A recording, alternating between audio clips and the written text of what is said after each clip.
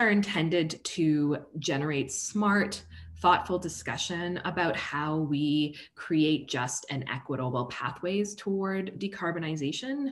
And we want to leave you with an informed and energized feeling of hope, inspired by the commitment and passion of brilliant, generous people from all walks of life. So for the full schedule, you can visit that website address that I mentioned before, climateactionnetwork.ca Pathways to Zero.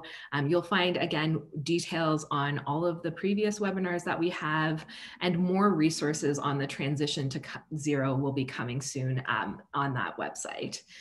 We're gonna try to make use of that website as kind of a repository for valuable information in the coming months and years. And now for today's webinar. Indigenous peoples hold unique positions in Canada as constitutionally protected rights holders. They also carry deep traditional knowledge about the lands and waters they and their ancestors have inhabited for millennia.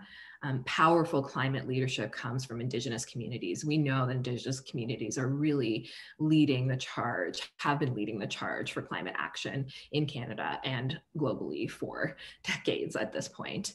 And they're doing so advocating for redesigned systems and community-led approaches grounded in justice, equity, respect, and care. So in this webinar, we're really looking forward to learning about some of the ways that Indigenous rights and Indigenous sovereignty are framing community pathways to long-term health and well-being centered on decarbonization and sustainability. We have an amazing list of speakers with us today. I'm gonna read off their bios and introduce them right off the top. So I'll ask that all of our speakers turn their cameras on so that we can get a look at everyone and wave hello. Hey, great to see you all. So with us, we have Graham Reed. Graham is of mixed Anishinaabe and European descent. He works at the Assembly of First Nations, leading their involvement in federal and international climate policy, including as the co-chair of the International Indigenous Peoples Forum on Climate Change at COP25. Hi, Graham. Melina Lubicon Massimo is Lubicon Cree from Northern Alberta. Melina is the founder of Sacred Earth Solar, co-founder and Just Transition Director at Indigenous Climate Action, and a fellow at the David Suzuki Foundation. She's the host of a new TV series called Power to the People, which profiles renewable energy in Indigenous communities across the country. And as part of her master's thesis, Melina implemented a 20.8 kilowatt solar project in her home community of Little Buffalo. And that project powers the health center in the heart of the tar sands. And I can say that I was recently on a webinar with Melina where she challenged us to binge Power to the People. And I've started that power binge. And I would really encourage all of you to get on the bandwagon. Daryl Brown is the chair of Indigenous Clean Energy Network, a social enterprise to advance renewable energy for Indigenous people across Canada. A Cree business owner based in Winnipeg, Daryl is president of Kissick Clean Energy and Kissick Commercial Furniture. I'm just so used to saying future all the time. He is a 2004 founding member and current chair of the Aboriginal Chamber of Commerce based in Manitoba. Thanks so much for joining us today, Daryl.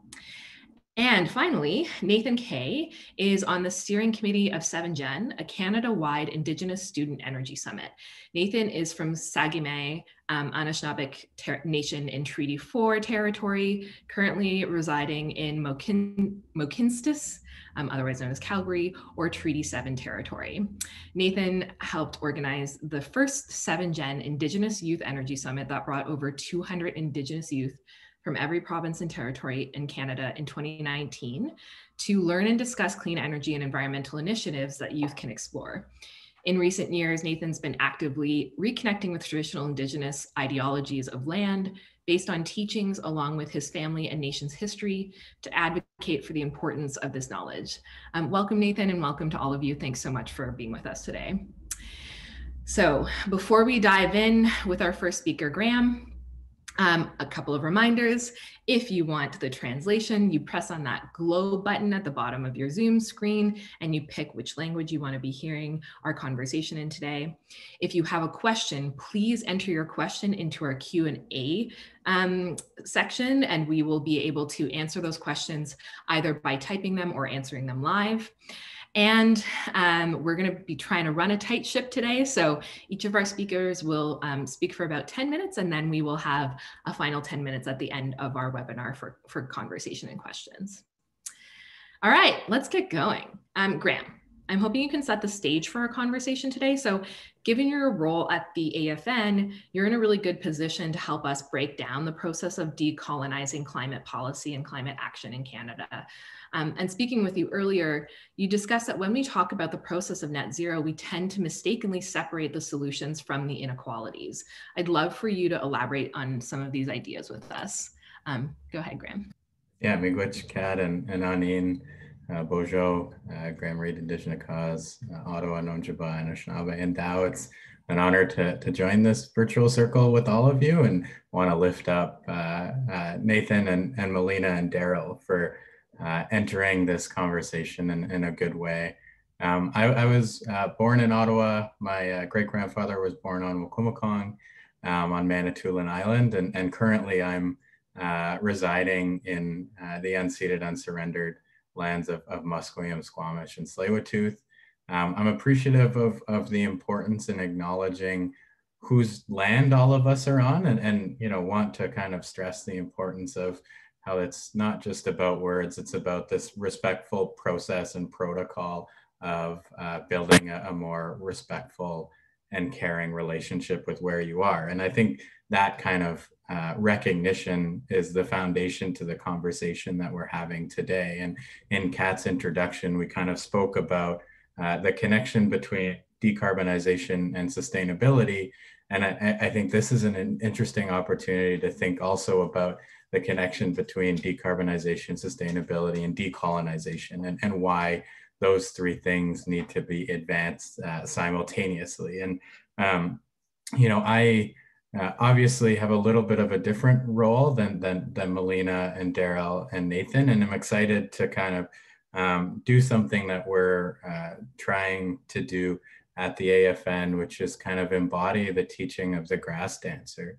And that teaching kind of commits us to creating the space for ceremony for, individual Indigenous nations to enter. And I feel like in organizing this conversation, my role is to talk about, what are the precursors to that ceremony ground in order to lift up the action that we've heard that Melina and Nathan and Daryl are advancing in their lands and territories. And so really honored to be here and to do that with all of you. And I think the thing that I wanted to start from is kind of the base assumption that much of our climate policy is predicated on one system of knowledge and one aspiration or solution, which is to say, how do we reduce greenhouse gases?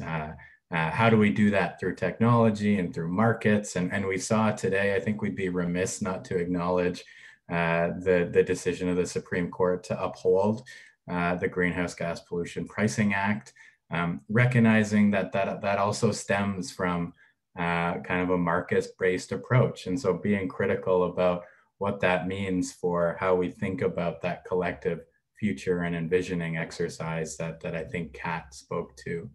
And I think, to touch on the second point of Kat's kind of question, we see the framing within the net zero context, which is, how do we essentially get to a future where we're offsetting our consumptive patterns that are out of balance with the natural world, rather than how are we exploring net zero as a process to that just, equitable, and resilient future. And I think like that process conversation requires certain kind of preconditions that, we can all play roles in our different kind of positionalities within the climate movement.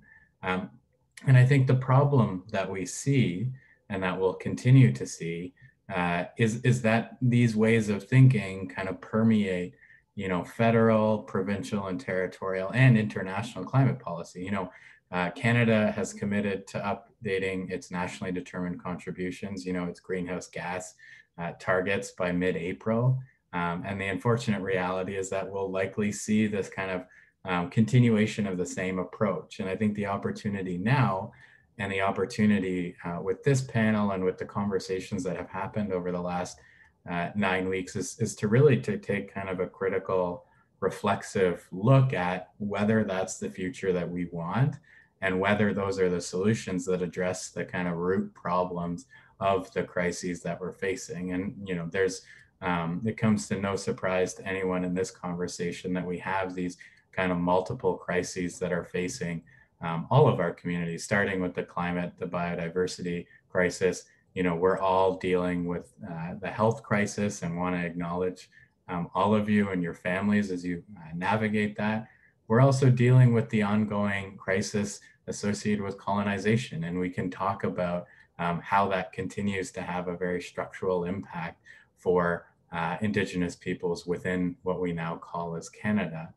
And I think we've also seen through the work that we've done that those approaches unfortunately continue to kind of erode and reduce, Indigenous rights, Indigenous knowledge systems as a system connected to our laws and our governance and our ceremonies and our spirituality and our decision making, and kind of move that to the side and kind of create us as stakeholders, despite very aspirational commitments of a nation to nation relationship. And so I think, the opportunity now and the opportunity that you'll hear in this conversation is kind of a call to reframe that conversation, to kind of, use climate as a lens through which we look at those root causes driving those multiple crises that we're facing. And to do that, I wanted to just kind of introduce something that we're thinking about at the AFN and in different contexts around just a climate lens and this climate lens. And so I'm missing one circle here that we've heard very clearly from our elders around natural law or creator's law, depending on where you're from and what we now call as Canada.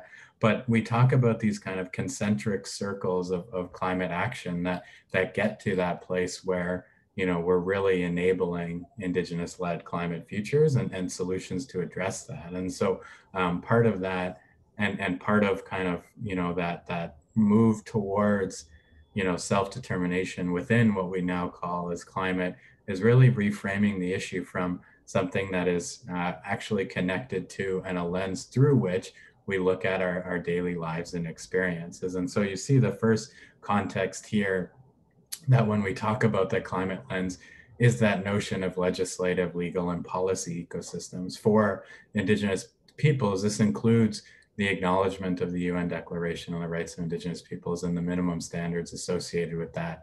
It acknowledges, Indigenous peoples' inherent title and treaty rights that stem from, prior occupation to the settler colonial state of Canada. It acknowledges the calls to action in the Truth and Reconciliation Commission and the calls for justice in the missing and murdered Indigenous women and girls final inquiry, all of which are kind of, prerequisites to entering that space where we're enabling, Indigenous climate solutions. And so that second circle, the second concentric circle, is this notion of Indigenous lived reality that stems from a recognition of the impacts of colonization and the ongoing structural limitations created by, federal laws and policies that create those challenges. And we can talk about, the kind of structural vulnerability that is created by the imposition of the Indian Act. It's created by the shortage of housing on reserve. It's created by, the kind of ongoing crisis associated with drinking water advisories. And so when thinking about climate solutions from this lens, and when thinking about decarbonization, for example, we need to think about that simultaneous decolonization and how are we, addressing the inequity that continues to persist within in this example, First Nations communities, but all Indigenous peoples. And so as a tool, I think it's an important piece. And I know I'm getting close to my end. So that final circle is this notion of an Indigenous worldview, and how are we positioning a different way of thinking to the crises and to the relationship to the land that all of us have. And so together we think of these as the things in which we kind of rotate to get to that solution space. And so, I'm gonna, I think, stop there and just say, hopefully through this lens and through the discussion on net zero, we can think about what are the appropriate procedures and processes and protocols to get to that future, and who needs to be leading that. And we'll hear from my esteemed colleagues on examples of those who are advancing solutions for our future little ones. And so really excited to have joined the circle with all of you. Chimigwich, Kat, and Chimigwich to all my fellow panelists, and really look forward to the conversation. Thanks so much, Graham. And I also just want to echo your call to use climate as a lens to address the root causes of these interconnected crises, like such a beautiful way of putting that. And yeah, I often say, like, the fight for the root of the climate action imperative is a fight for justice fundamentally. So Melina, you've spoken before about how the times we're living through have been prophesized. I'd really love for you to dig into these concepts and all this transition to a zero emissions world really means for impacted communities. I'm really looking forward to hearing from you what we can learn from your experience as a co-founder of Indigenous Climate Action, your work on community level solar projects, and what you've explored in Power to the People. Melina. Thank you. Thank you, Kat. Tansegwakia, Melina Miawapin Labokam Masoni and Kines. It's an honor to be here and have this conversation. And I agree with Graham. It's a circle that we're creating of conversation. And thank you, Kat and Climate Action Network, for having me here today. And I want to also acknowledge my other brothers here, Daryl and Nathan, who have joined us in this conversation. It's just so nice to see other Indigenous voices. Having these conversations. I'm very excited to show you a really quick PowerPoint. So I'm just going to pull it up right now and go into, sorry, it's covering the play. There we go. Please let me know if there's any issue with that, folks. So as Kat mentioned, I was speaking last week, we're on an environmental defense panel, and I was talking about the prophecies that our communities have, our elders and people that have come before us, our ancestors that have prophesied of the times that we're currently in during the 7th or 8th fire, when our people have a choice between two paths. The first path is well worn and scorched, and the second is green. And it's our choice as communities and as individuals how we proceed. And these prophecies are in many of our communities across Turtle Island. To just ground everybody in the story that I come from and why I do the work that I do as an Indigenous person here on Turtle Island is I am Nihiao, which is also known as Cree, and that's my kukum, my grandmother, in the bottom left corner, and my dad in the top left corner, who was actually hidden from residential school till the age of 9, turning 10, when he went to day school eventually. And so we come from what Graham was talking about of the impacts of colonialism, but still very much connected. I love the climate lens that Graham brought up of very much having a worldview of how we have relationship with Mother Earth. So I come from the Alberta tar sands. I was born in Peace River. You can see the purple splotch there. And very much when I started building solar projects and wanted to start building the future is because I wanted to leave this horrific past that I, as a young person inherited, being born into Lubicon Cree territory in Little Buffalo. And, my first time being on a blockade was the age of 7. And so we were very much concerned about the impacts to Mother Earth, the impacts to the land because of horrific spills like this. This one happened in 2011. where my family and community were cleaning up the disaster of a company in our territory, as you can see there. And then later I was also pulling up still toxic sludge. I think this is about 15 months later when the company said it was clean. So these are the kind of things that we're inheriting and the young people are inheriting as as we know, the fossil fuel regime. And so when we talk about cultural and environmental genocide, we see the beauty of our land and the beauty of our culture and traditions and customs being lost because of, detrimental impact to the land, industrialized landscapes, polluted and drained watersheds and contaminated air. And so this is the context for me of what the just transition looks like and what the framework to me needs to include.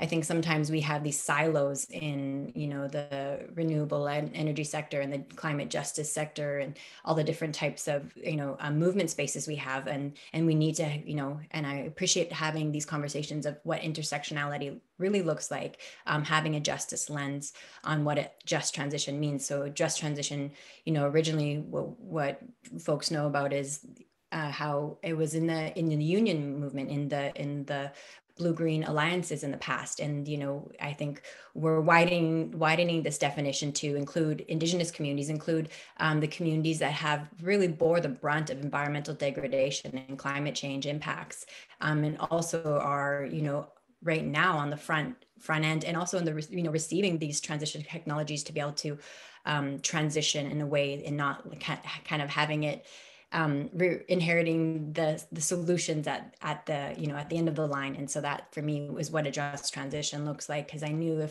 if I didn't start building solar, then we wouldn't see those coming into our communities when we need them. And so from an Indigenous perspective, our worldview and philosophy is much more in alignment with renewable energy technology as opposed to extreme fossil fuel extraction. Indigenous peoples have a reciprocal relationship with Mother Earth, and this is why it's so important for us to try to find technologies that are less invasive, less extractive.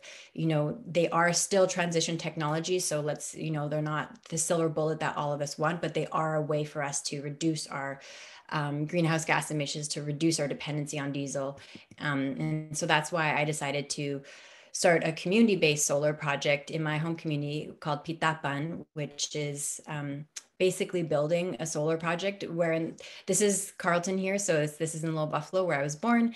And this is Carlton, who's one of the youth that we trained. He was 21 at the time. And he, this is the first time we saw solar panels in our community. I fundraised for the project for about 1.5 to 2 years. And then this is 2015 when we brought the solar projects into the community.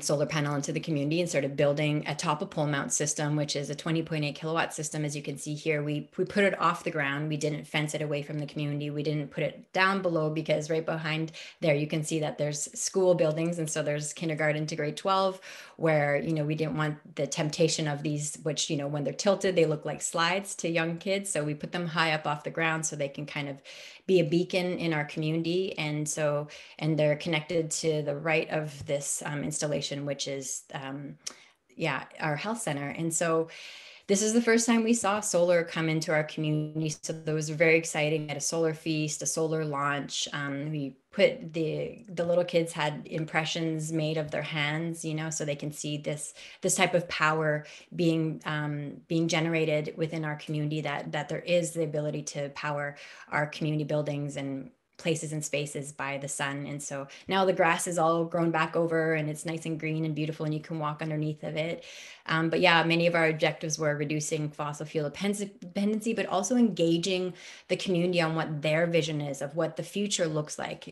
How do we create what our dreams are, as opposed to having outside foreign imposition, which has happened for the past 150 to 200 years of what we've seen in the fossil fuel regime and just colonial policy that has been very detrimental on our impacts on our communities. So also freedom from crippling cost, providing opportunities for Indigenous peoples to be in more full connection, of honoring their sacred connection, address a tangible solution to addressing climate change. So there was a lot of benefits, but also one of the things that it was super important. Why I think we have the climate crisis is because we do not have climate literacy in our schools, in energy, energy literacy, climate literacy, environmental racism, all of these kind of words that we hear about. But, getting our young people to really understand what these mean from a very young age, I think is the most important thing.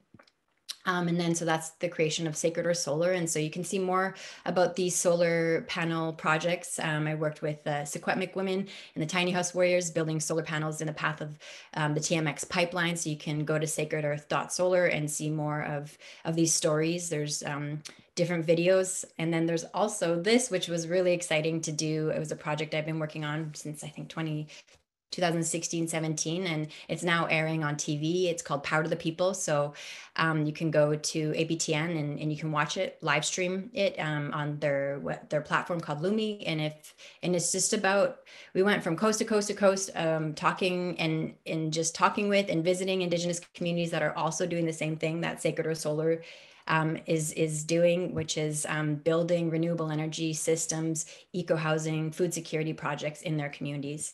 And so please visit powertothepeople.tv and you can see all these amazing things, Gull Bay First Nations, 6 nations of the Grand River, and Bellacoola, Tloquit. And so, yeah, you can follow us more here and learn more about just transition from an Indigenous perspective through Sacred Earth Solar and Indigenous Climate Action. And this is where you can find us and follow us. So thank you so much for listening. Hi. Thank you so much, Melina. I love hearing about this every time. Really also appreciate your encouragement for us to expand our understanding of just transition to include communities, in particular Indigenous communities. And certainly that's the approach we're hoping to take in our Pathways to Zero work.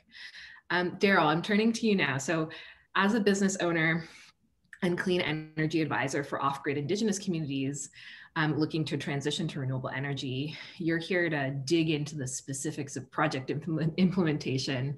And I know you're going to look particularly at Gull Bay First Nations use of solar to offset diesel use.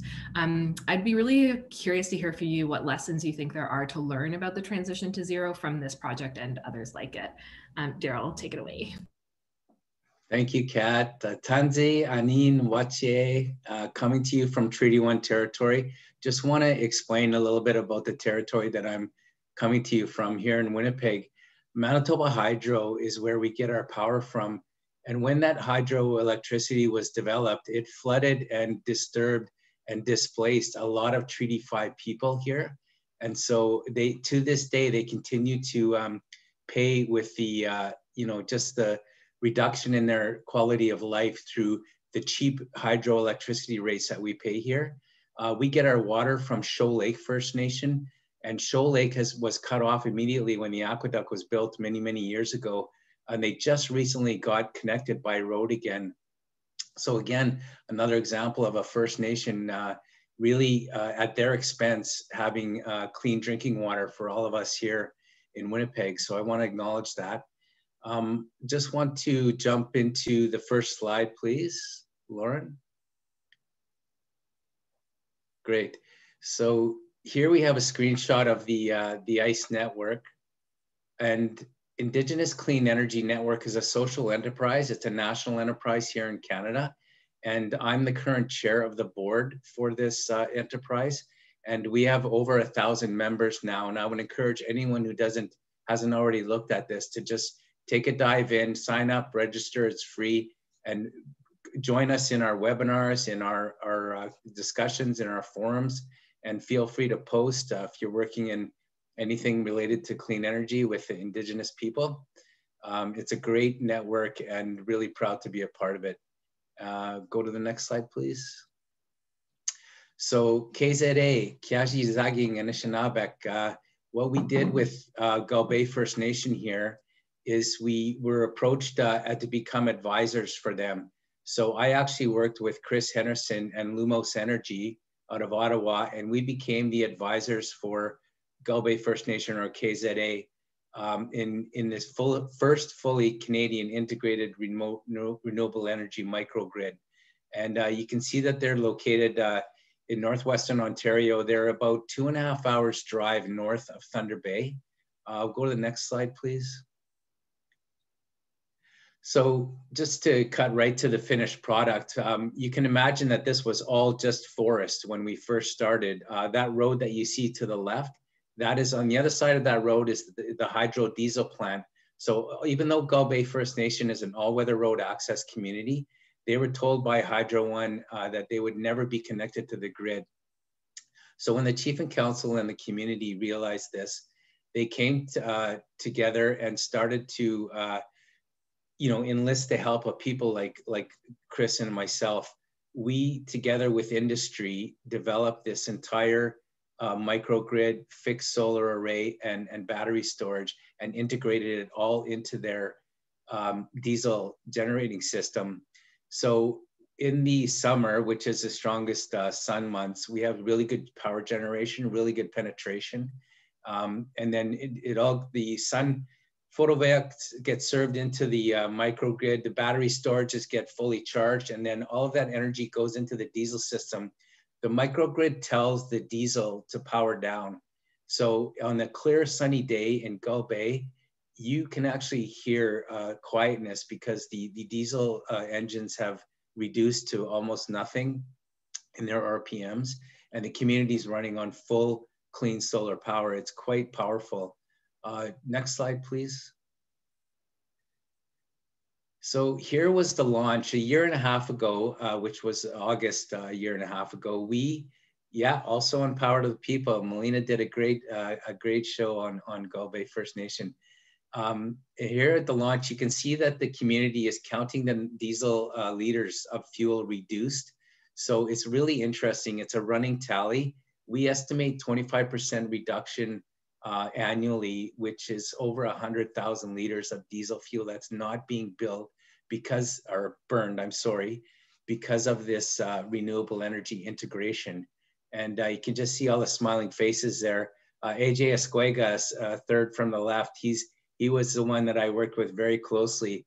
We were paired up for the entire project. And currently we're just in the midst of asset transfer. So this community will own all of the assets of this, and they will also own the power purchase agreement with Hydro One Remote. So they're generating annual revenue. And it's also going to leave a legacy, right, for their community as to what they want to do with that revenue. So we'll go to the next slide, please. My current project with Kissick Clean Energy, my company here in Manitoba, we're working with Saisi Dene First Nation. They're located on the shores of Tuduli Lake, Manitoba. It's a far remote northern Manitoba fly-in community.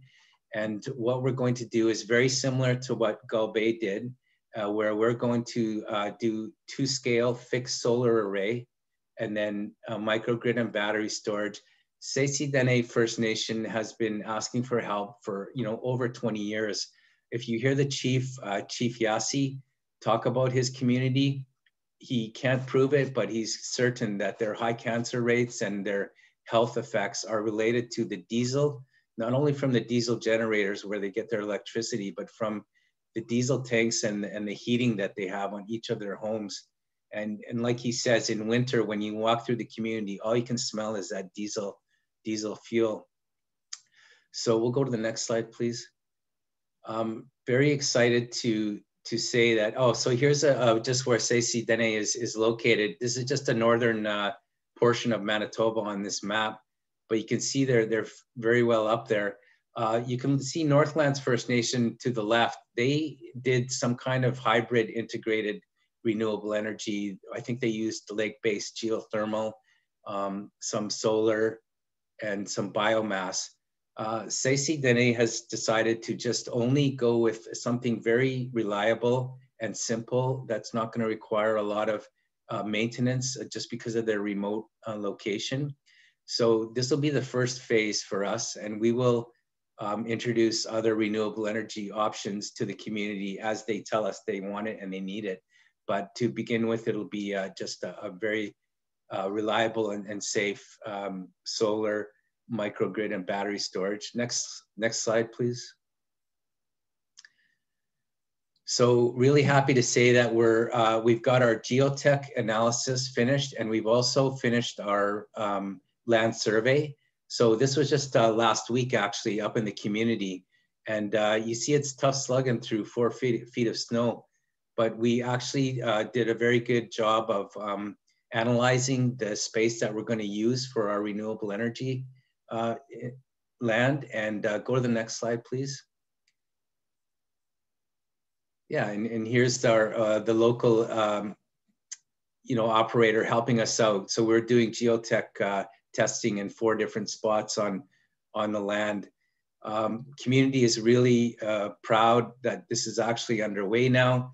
We're going to finish our integration study and our feasibility, and we'll hope to launch project development within 1 month from now. And we've already lined up a lot of interest from our provincial and federal supporters for this type of project. It's going to be many multi-millions, but we're really excited that the community is excited, and yeah, stay tuned, more to come.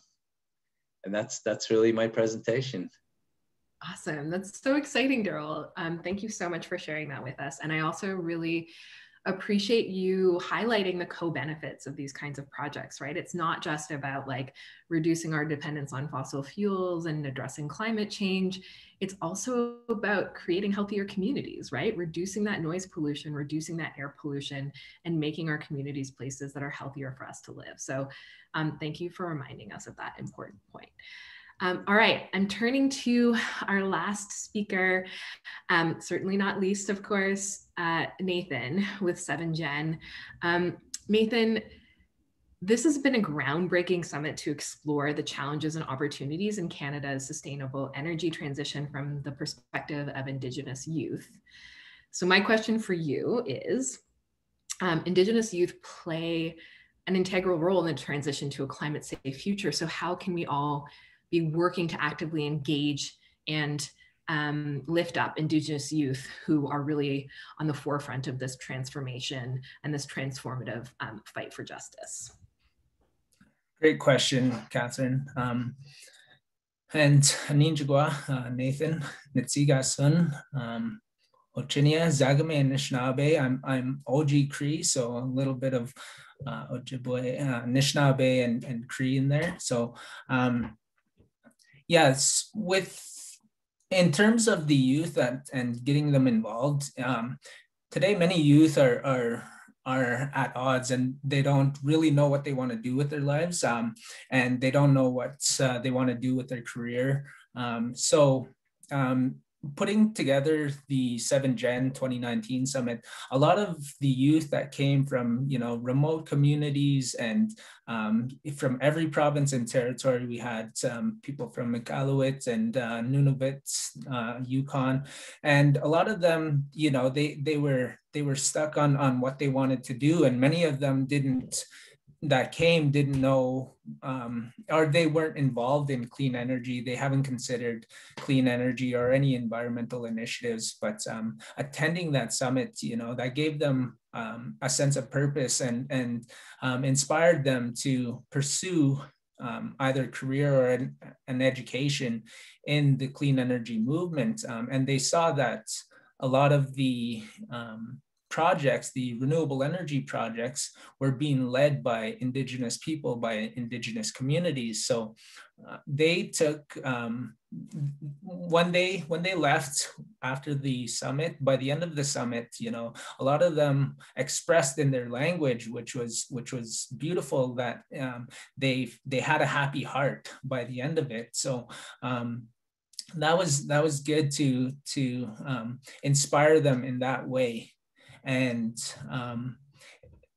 with Indigenous people being the fastest growing population and a lot of the renewable energy industry being one of the fastest growing industries, it only makes sense that more Indigenous youth get involved and be encouraged to consider a career and an education in renewable energy.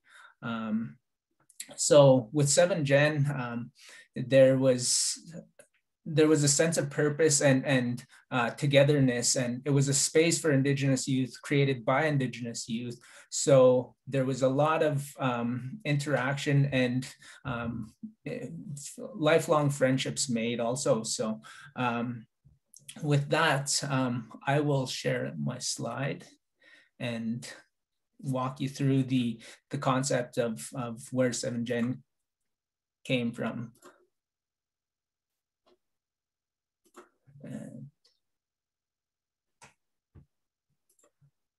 So 7Gen, we're currently planning the second 7Gen for, it was supposed to happen in 2020 originally, and then COVID happened.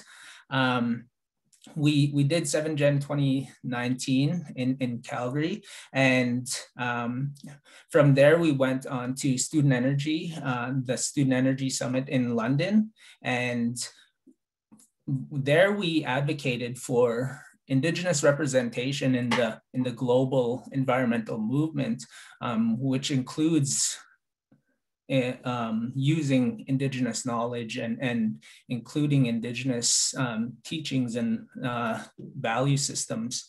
So from there, after we came back from London, there was a group of us that was sponsored by Environment and Climate Change Canada.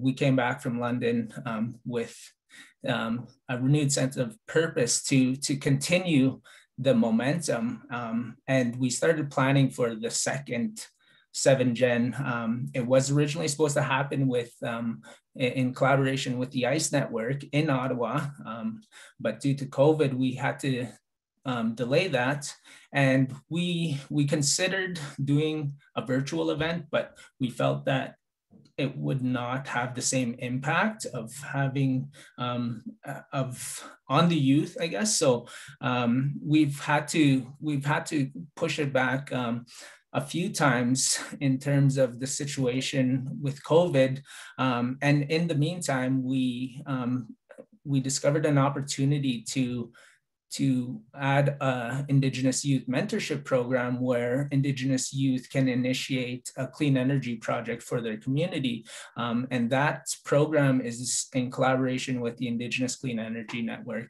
and Student Energy. And Student Energy has been a big support for us continuing the work that we're doing. So moving forward, that we want to provide a space and even an organization that can encourage Indigenous youth to pursue a career in clean energy, whether it be an engineer, a climate policy writer, environmental scientist, and things that they could do to contribute to the global environmental movement that's happening. And so the purpose of 7Gen is to empower Indigenous youth with the opportunities to lead in building sustainable and equitable communities for all. The 7Gen Council carries forward in a way that promotes Indigenous achievement, guided on the fundamental truths from our ancestors. And that's how a lot of us feel like we are doing the work for our ancestors, being guided by our ancestors. So there's a lot of work and space to grow for this space. I'll share, these are the original committee that helped put together the first 7Gen Summit, and you could find kind of the vibe that came from the first 7Gen on YouTube. If you YouTube 7Gen 2019, we had Melina as a keynote speaker there, so that was great. We were able to raise enough funds to cover the travel, accommodation, and meals for over 200 Indigenous youth from every province and territory. And there was just, it was a space created for Indigenous youth by Indigenous youth. And a lot of them came and they left inspired. So our Indigenous Youth Mentorship Program is going to be opening up this June. So we encourage youth, if there's youth groups in your communities, to apply through the 7gen 2021.org website. And so our current committee that is planning the next 7gen Summit and the facilitating the Indigenous Youth Mentorship Program, we have Jordan Jukipas from Iqaluit. Jordan lives in Saskatoon. Danny lives in Saskatoon also.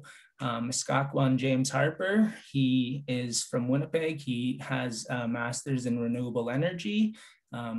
He built a solar panel powered or a solar powered car while he was at the University of Manitoba. He's an engineer in training.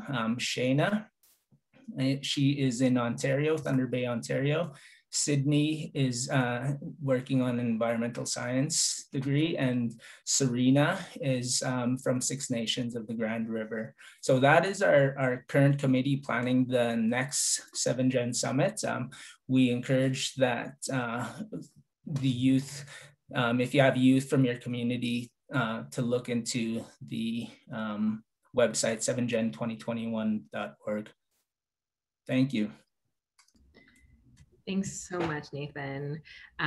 Wow, that I looked at that image of your steering committee and I was like, yes, these are the people who I would like to decide our energy future. So that's really amazing work. Thanks for sharing it with us. All right, I'm gonna ask all of our speakers to join me back on camera as we get into our questions section. So we have a couple of questions that have been asked and already answered in the chat. So I would encourage folks who are on the Zoom line to take a look at the Q&A section. If you go to the second section at the top of the Q&A screen, there's a piece that says answered, and you'll be able to read questions that have already been answered there in that chat. I will highlight one. So Brian asked, clean energy projects are often difficult to finance. Is there a fund set up anywhere that we can invest in or donate to help with this part of the equation? And Daryl pointed Brian and others to ICE Network, and I can see that Melina is offering an answer there too, so I'll read that out when that's complete. So I'm curious, I'm gonna ask this question that Francis has asked, and then I'm gonna go to another question that a few of us had for you. So does every project need federal or provincial funding, and is that hard to get?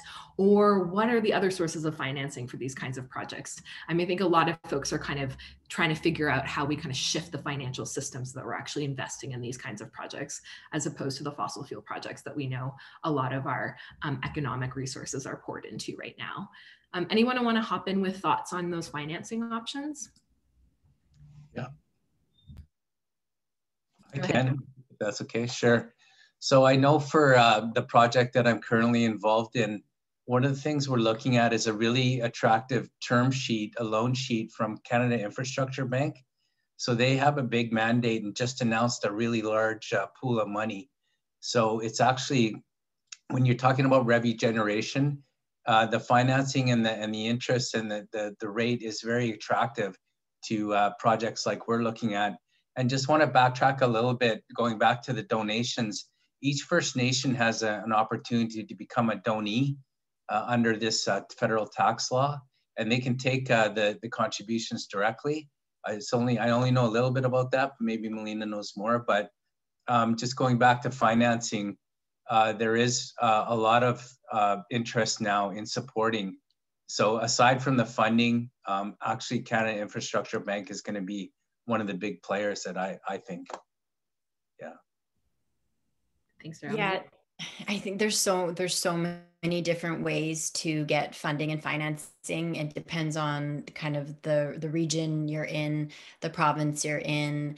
Right now I'm developing a Just Transition Guide. That's a project, a collaborative project with Sacred Earth Solar, Indigenous Climate Action, my fellowship at the David Suzuki Foundation and Power to the People. And it will be providing like a list for different regions and site specific places where you can access funding federally, provincially. And then also, there's just also, like Daryl said, the power purchase agreement. Sometimes you're working with, when you're doing revenue generation, you're working with energy developers, so that brings in a different set of financing options. So I think it really depends. And then there's the small scale projects which aren't able to access a lot of times those things, and or projects where communities that are maybe not in agreement and in direct tension with local governments, colonial governments. And so we need to also find ways to finance and support those communities as well. And that's a part of why I do fundraising with the Tiny House Warriors and different community groups that are on the front line to protecting their homeland. So there's different ways and spaces and also challenges and opportunities for accessing it. But in every single project that I visited across from coast to coast, we went to 26 locations. Every single one of those are financed differently. So I think there is just a whole diverse array of ways to finance projects and or find funding for it through philanthropy. So yeah, it's all different depending on which project we're talking about. So, but yeah, I think I just wanted to shout out to Daryl. Like, I love listening to your projects, and it's just amazing what you're doing. So thank you, brother, for sharing. Great. Thanks, Melina and Daryl. So I'm going to ask one more like kind of technical question on how these projects happen from the chat, and then we'll finish off on a broader kind of zoom out question. So from Rebecca asks, you've given some great examples of community scale renewable projects. Can you speak to some of the larger scale projects that are being led in Indigenous communities? For example, ownership in renewable development companies that might be interested in finding, large power purchase agreements. I wonder, Melina, you might have some insight on that.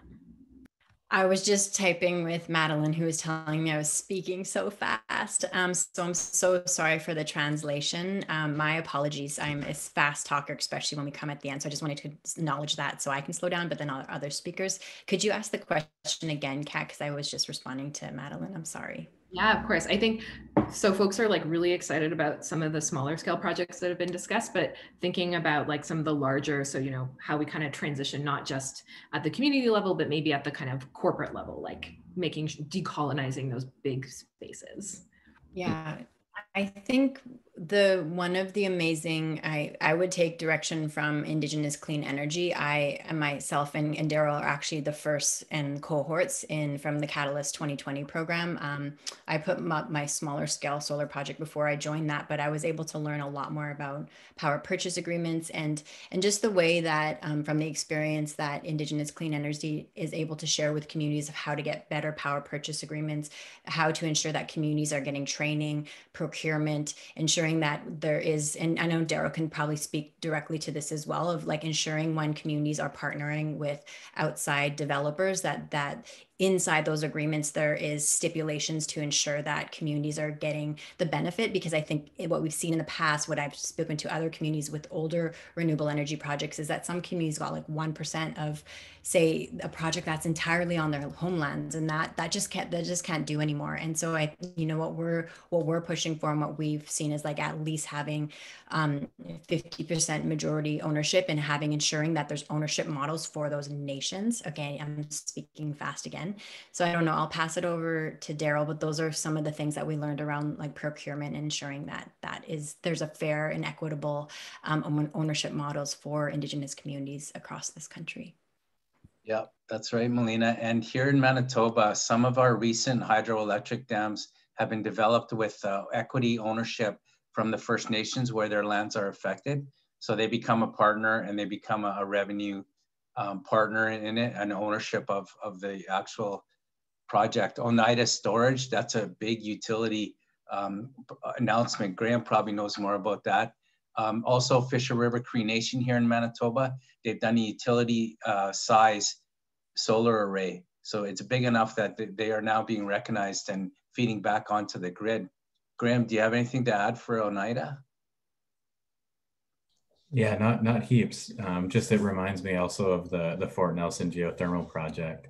another kind of pretty solid example of Indigenous leadership in clean energy. And I just put in the chat also just the Three Nations Energy Project as a joint project of Mikisew, Athabasca Chip, and the Fort Chip Métis Association, which is a 2.2 megawatt solar farm, pretty significant in like the heart of the oil sands territory.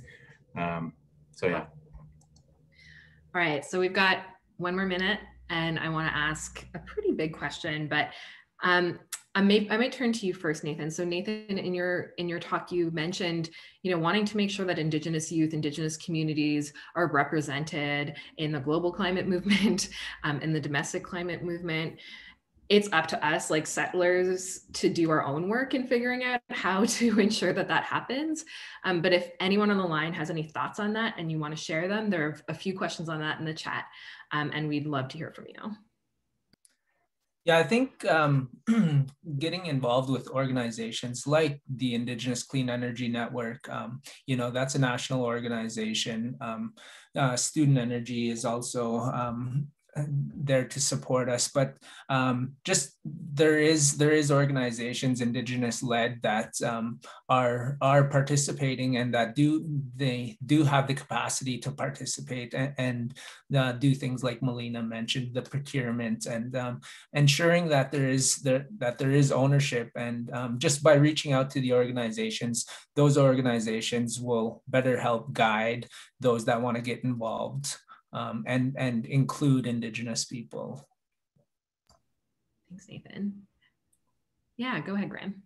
Yeah, I want to just tie back that kind of discussion about colonization and the role of everybody kind of engaging in truth before reconciliation. And I think part of that is really about, understanding what are the implications of saying the land that you're on, and what are the sorts of learning required to create, safe spaces for the worldviews and perspectives of Indigenous peoples, especially within the environmental movement. And like to be frank about that, like there are, structural issues associated within kind of the environmental movement, kind of more broadly. And so like creating that sort of safety and that sort of like learning needs to come from, those who identify as settler ancestry, and also just recognizing that learning can't be put on the shoulder of things like Nathan shared. So it's important to acknowledge and lift up the leadership of Indigenous-led organizations, but at the same time, like that doesn't replace your responsibility in getting to that future that I think we all envision for our little ones, our future little ones. Thanks so much, Graham. And that's a really good place, I think, for us to leave things off. We at Climate Action Network Canada are definitely committed to being a part of this. So definitely look to us for some of those resources as well. Thank you so much to everyone who's joined us today. Thank you to our speakers. Thank you to our participants. And thanks to everyone who's engaged in our Pathways to Zero webinar series. We'll look forward to providing more materials on this as we move ahead and make sure that Canada engages in bold climate action that is rooted in climate justice. Bye, everyone. Thank you so much. Don't forget to